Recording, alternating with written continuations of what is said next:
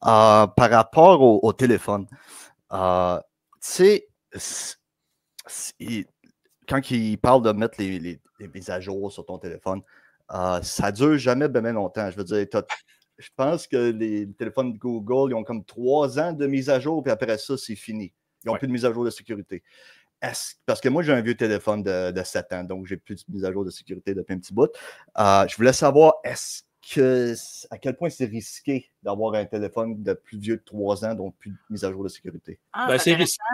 Oui, puis c'est une réalité dans laquelle on baigne. On appelle ça l'obsolescence programmée, pardon. Et ça va dans tous les aspects technologiques. Même les automobiles sont rendus dans cette catégorie-là parce que c'est rare à ce moment-là que les concessionnaires veulent supporter un véhicule au-delà de 20 ans. Tu sais. Il y en a, là. Il y en a des véhicules de 20 ans sur la route encore parce qu'ils sont bien bâtis, sont fiables. Même enfin que les appareils électroniques. Les appareils électroniques, c'est qu'un fabricant va se développer ce qu'on appelle un roadmap, donc une ligne de temps avec laquelle il va planifier, lui, à l'intérieur, ses ressources, combien de temps il va le développer. Et les consommateurs, autrement dit, les produits de consommateurs, eux, ont une durée de vie beaucoup plus petite parce qu'ils veulent engager ce cycle-là d'acheter plus fréquemment. Si on parle du matériel plus industriel et commercial, on va retrouver des durées de vie là, plus loin que 6, 7, des fois 10 ans. Et après 10 ans, justement, il y a des programmes d'extension payées, etc. Parce que lui, le fournisseur, le créateur du logiciel ou du matériel, il faut qu'il paye du monde en arrière, qu'il garde de compétences, etc. Mais dans leur durée de vie, ils disent, OK, pour les 10 prochaines années, Mike, tu es responsable de cette section-là, spécialise-toi, puis après ça, on va te recycler dans un autre produit, dans un autre domaine. C'est comme ça que les autres, ils assurent aussi que le roulement, mais vu qu'on est une société de consommation, ils assurent aussi qu'il y a d'autres boîtes qui se vendent. Cependant, il y a une évolution technologique qui n'est pas à ignorer. Quand on parle des téléphones portables, ben, quand on dit un téléphone plus vieux que 3 ans, ben, OK, il y a une troisième génération, pas nécessairement cellulaire, on parle de génération technologique, la mémoire, le processeur, etc.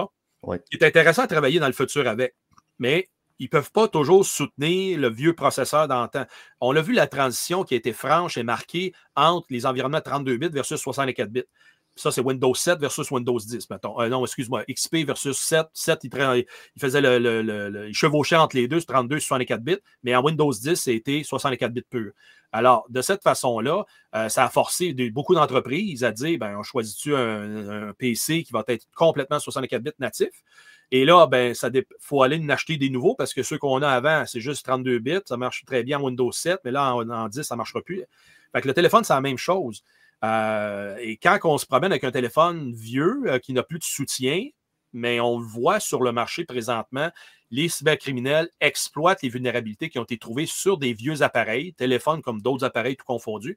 Et c'est comme ça que souvent, il y a des compagnies ou des organisations, même des personnes qui se font avoir sans qu'ils s'en rendent compte parce que ça a passé par une craque, comme on dit, dans le tapis, qui n'a pas été adressée. On va faire que Mike change de téléphone. Ouais, malheureusement, on arrive à cette conclusion-là pour être sûr que le fabricant vient le protéger.